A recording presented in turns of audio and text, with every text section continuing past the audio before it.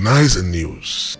Hello and welcome to yet another interesting and engaging episode of Youth Weekly. It's a program that brings you issues that made headlines during the week in the language and perspective of young people. Welcome to the program. I am Tracy Ihizan. And I am Helda Apollos. You're welcome to the program. Now here are some of the issues making headlines in the news this week. Jonathan takes global assistance against terrorism. Federal government approves cutoff mark for 2013-2014 UTME. NUC introduces PG courses in gerontology and geriatrics. Only woods, tires demarcate Nigerian borders. Minister Abamoro. New taxi scheme will enhance security in Abuja. Sambo. Southwest PDP endorses Jonathan for second term. Government moves to criminalize oil spillage. Nigerian Writers Summit. Reading culture poor in Nigeria. Nda Azaya. In sports, Mikel Obi scores as Uruguay beats Nigeria in the ongoing FIFA Confederations Cup. And on the entertainment scene, federal government approves 300 million naira for capacity building for Nollywood. These are some of the issues that made headlines during the week. Join us shortly for our discussion segment. Don't go away.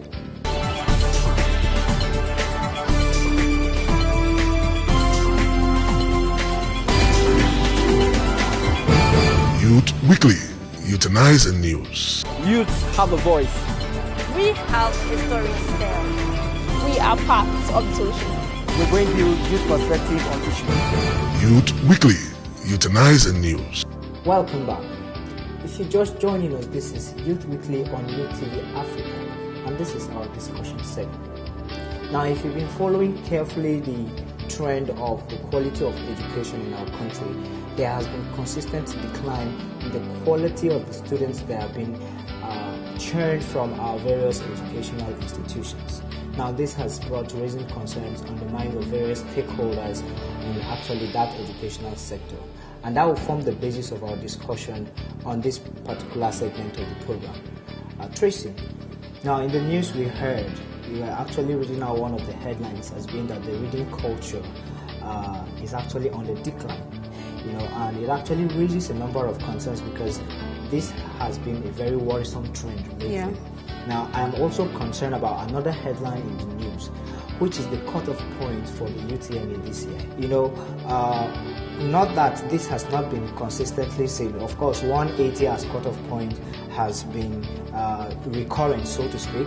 However, my concern is, why should there be different cutoff points for different institutions? I mean, isn't it the same kind of students, all right, just using different disciplines? Okay, what does that say about the quality of the kind of students we expect to see graduate from these institutions?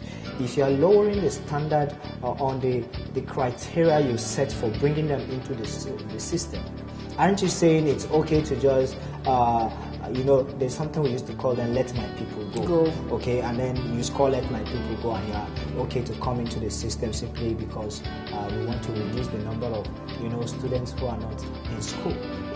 Does that tell well for the future leaders we're trying to raise? Well, I think that is very arguable, but honestly, if you ask me, I want to think that the Minister of Education, Hadia Rukaya to Rufai, may have done that based on the performance of some students in the just concluded UTME, because the performance was not such an encouraging one, so to say. And then if you also want to probably just stay on the standards, then a lot of our young girls will still remain at home. However, that is not an excuse, to lower the standards of education. I think beyond just, I think beyond just the cutoff mark, there's a need for the Minister of Education to look very closely into our educational system and see how they can upgrade it, in terms of even working on the teachers. When you talk of upgrading, you are talking of several factors that are actually influencing the downward, the spiral, the nosediving of the quality we're talking about. When you check the academic institutions, All right, lack of funding for one has affected this sector. Yeah. Secondly, the acute shortage of qualified teachers. Yeah. Okay, That's in our one of various the institutions. Yes. It's another factor. You have exam malpractice. You know, with all of these factors and much more, all right, our students cannot favorably compete with even their counterparts around neighboring African countries. Yeah. You know, our students actually live in Nigeria for the shores of Ghana. You know, I to study in countries like Ghana, Malaysia. Several billion naira, you know, in education in Ghana. Just in Ghana, not to talk of the UK. We don't want to go into that. There are so many factors that are responsible, and if we just kind of look at it critically one after the other, then we'll be able to make some amendments and reach a particular level where we can actually compete with our counterparts from the other parts of the world. And I suggest we begin by actually insisting on best practices. You know, there's no harm in trying to ask questions around those who are doing it and doing it well. All right, the United Kingdom is just basically an island. There's this other thing that really worries me too. Resources, but they're actually educating the world. There's this thing that really worries me too. Yes. How many hard-working reading students really get what comes to them? If you look at the newspaper, some students actually write exams, sit for the exams, read for the exams, and they expect that their results will be released. And their results are seized over some excuses that you can never get at. And they are frustrated.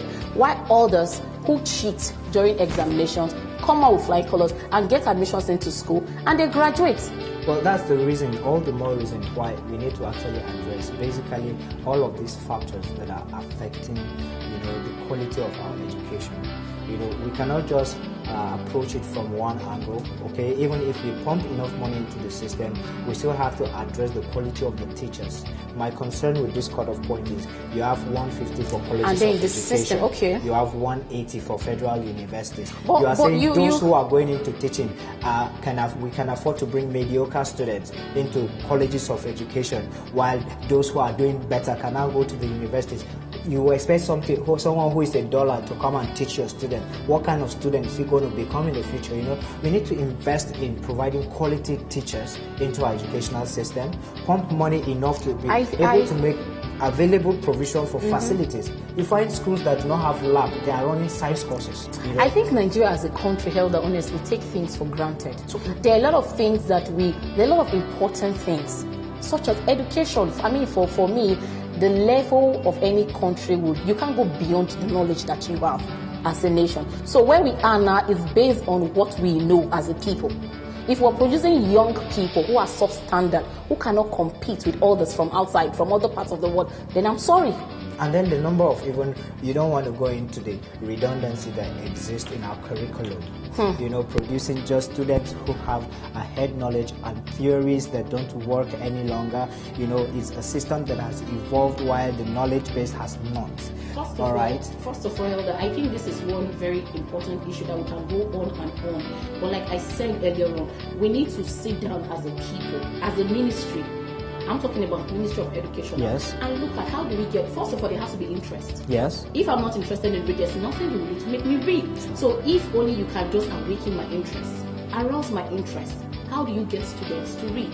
And some of these students, I've interviewed over quite some young people, and they will tell you, even if I read at the end of the week, my results will not be released. And some will tell you that it's not even the scores, my effort, every effort I've put is not even what is coming to me. So there are a lot of things that need to be, that really need to be looked in if you want to look at the performance of students in our educational sector. Of course, we could go on and on and on, but this discussion actually keeps going on, but it would never be complete without your own say. So you could go on our Facebook page on www.facebook.com/UTVAfrica and post your comment on what you think the way forward is for our educational sector. By the way, how many books have you read so far? And what book are you reading right now? They say readers are leaders. So if you're preparing to lead, how are you building capacity in yourself to be able to handle the affairs of your life and influence and impact your world? Well, let's have your say, and follow us also on Twitter. Our Twitter handle is @UTVAfrica. Let us know what you think about this subject. Now, don't go away. We'll be back shortly with a very special edition in this feature of Youth Weekly, where we were over at the weekend at Transcorp Hilton, where a number of youths, about 1,000 of them, came together under the leadership of the Guardian of the Nations International in a conference tagged Emerging Leaders Conference. Now, I'm sure you will learn a thing or two from the various interviews and the sessions we had with one of the professor, a renowned professor of leadership, Professor Adrian, and I hope you will enjoy it. Stay with us, we'll be right back.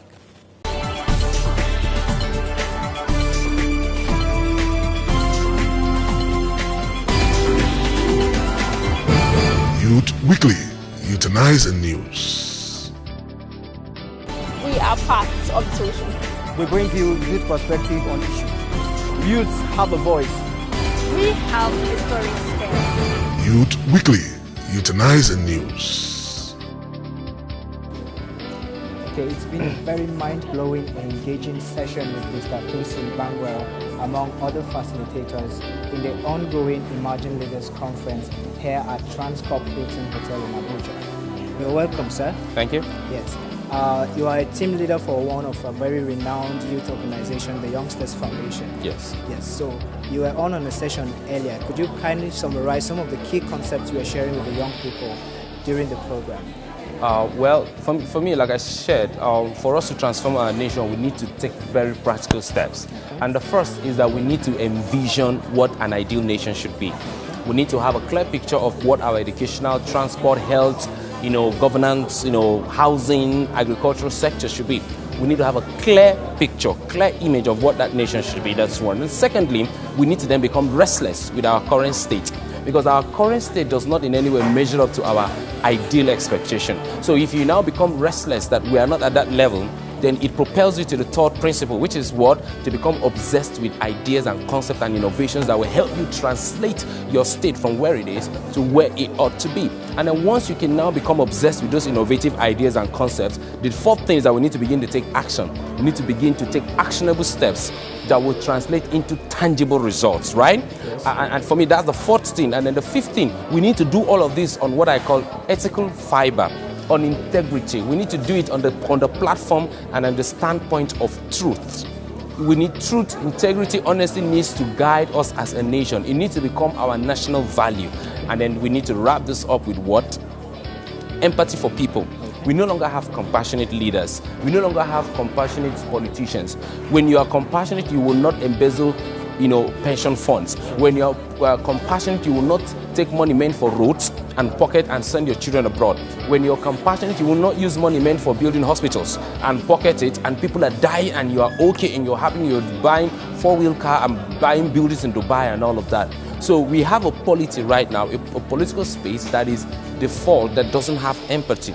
And I think that once you have leaders that have empathy, that care about people, that love people, that want to see these people move and develop, then it will channel its resources and move these countries forward. Countries like America, Dubai, and the rest of them, they have leaders that are compassionate, that care about the people, right? And leadership is about service. Leadership is not an opportunity for personal empowerment. No, but it's an opportunity to what? Empower the people that you lead. And so for me, I think these are the principles that will move our nation forward. First of all, if you're not part of the solution, you're part of the problem. And you and I have to exercise our initiative. We have to use our imagination. There's a proverb in Nigeria that says a few seeds of imagination create a whole field of hope. You've got to use a bit of imagination. You've got to be a little bit assertive sometimes. Offer yourself, volunteer, take the initiative, begin things. But on the other hand, we need a listening leadership. And on Monday, I shall be speaking to a large conference of very senior African leaders, and I say you need to be a listening leadership, because the winning combination for Nigeria is partnership between the old and the young, not war, partnership. In the Setswana language, they say that if you're building a stockade around a village, you need old thorns and you need new thorns. And that's a way of saying you need the teamwork between the experience and wisdom of the listening leaders, the wise leaders of that generation, and the energy and enthusiasm of the young. What you do not want is leaders who are only interested in maintaining the status quo and their position in power. I spoke in Ghana to two young members of parliament. One was a member of parliament for Kumasi, a very important seat. They were about early 40s. One was a man and one was a woman. And we had the Speaker of the Parliament and the Deputy Speaker. So there were 5 of us round the table. And the two young members of Parliament spoke of their dreams and their hopes and how they wanted to change Ghana, how they wanted to make it different. And the Speaker and the Deputy Speaker, this was 5 or 6 years ago, were very kind, but they said this. They looked at them and they said, when you are in our positions, you will be like us. That's the problem. We don't want to be like you. We want to be different. And that feeling that there's something inevitable about you becoming like us, the corruption, the bribery, all the rest, it's inevitable. That is not true. You have the capacity to change. We're not logs of wood, we're humans, and we are capable of change. And we have vision, we have dreams, and leadership's all about that. And there are examples of political leaders who are getting it right throughout the world. So we need to learn from best practice. And even in Africa, there's best practice. I mentioned Mandela. What better practice do you get than that? We need to use our resources of these very good leaders at all levels and get them engaging with young people. And we have a program in the United Kingdom, which I've been responsible for, where we get young people together for 2 or 3 days, and we're going to get experienced leaders to come and share with them their mistakes, saying this is what we got wrong. And you get a dialogue there. So I think if given that even a spark of leadership, Nigeria will come alive in its greatness. I believe that. That's why I can see on this list of people here at the back, I'm the only non-Nigerian. Is that fair? Is that justice? I should be made an honorary citizen. Absolutely. My name is Adeze Namani. All right. What has been your experience so far in the Imagine Leaders Conference? My experience has been amazing. I'm learning how to be a transformational leader, which is very critical in our time here in Nigeria. And I've been learning values about transformational leadership, like integrity, honesty, being a woman of character, a man of character, and not just leading to have the position, but leading to impact the nation, and most importantly, how to be humble as a leader. Right. Yeah. So what do you consider one of the key challenges confronting leadership in Nigeria? I think it's pride. Many people want to be leaders because they want everybody to know that they're leaders, to say that, oh, I'm in this position, blah, blah, blah. But even as Professor Alder said today, and many people are sharing in groups, leadership is about service. And I think that's something that we're lacking. If our leaders can begin to see leadership and their positions as an opportunity to serve, I think things will be different.